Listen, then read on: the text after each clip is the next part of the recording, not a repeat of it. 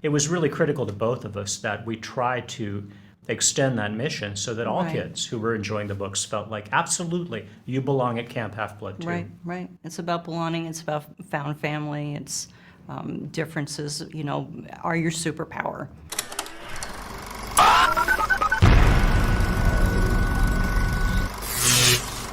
Hi, I'm Kristen Maldonado from Pop Culture Planet. It is just such an honor to meet both of you. I grew up reading the Percy Jackson books, and so to be able to see this world come to life again is just so exciting. So thank you so much for your time. Oh, our pleasure. Thank you.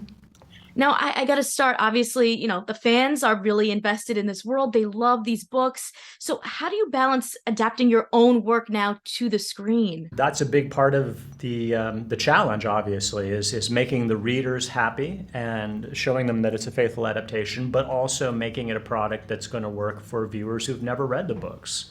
How? A lot of trial and error, a lot of great advice from our team, a lot of collaboration. It has to be a story all in itself, that it's, separate from the book.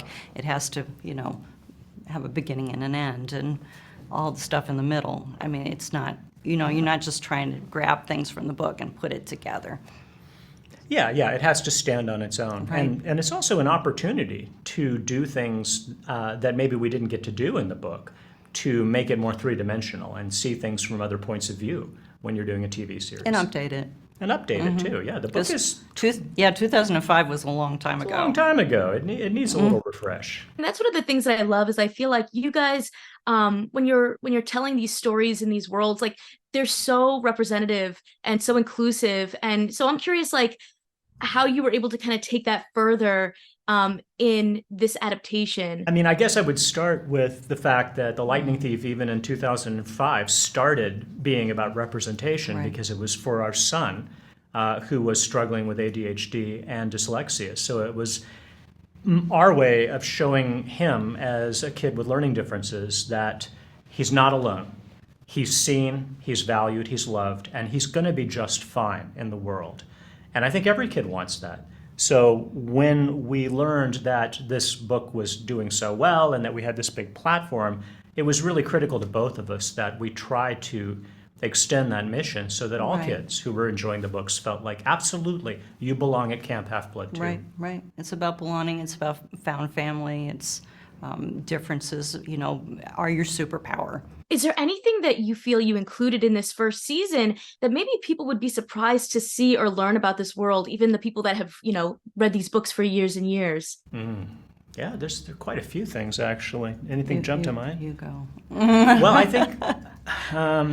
I think the backstory that you get, there's these little beautiful moments of backstory from, say, Grover's point of view. This is a scene we were talking about earlier. Becky actually pitched this idea that Grover meets a naiad, a mother figure at camp, and we see him getting some nurturing, which you don't get to see in the books. Right. And there's another scene, I think also was your pitch. We see Sally and Poseidon together and what that's like. See, she's really good at this. She brings that emotional depth that sometimes I skim over. It was really important to talk about parenting. I think, a lot of these shows or a lot of adventures with children have the parent missing. And there's a reason for that, because if the parent is missing, the child has an opportunity to go and adventure on their own where they wouldn't if the parent was present.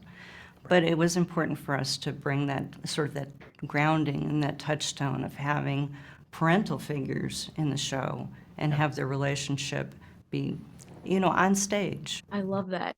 And I mean, you guys have worked together and written so many incredible books that are kind of interconnect in this world. You got Magnus Chase, Heroes of Olympus, Trials of Apollo, and they all kind of weave in together in this Percy Jackson world as well. Do you have any plans or hopes to expand into that eventually down the line in like the television realm? I think it really depends on how Percy does. It If does. it connects with viewers, if it resonates, and certainly we hope it will and we think it will, then we'll look at next steps. But And Disney would like that, that's my sense that they would, yeah. But I mean, you have to start building a house with a good foundation, and Percy Jackson is the foundation. Right.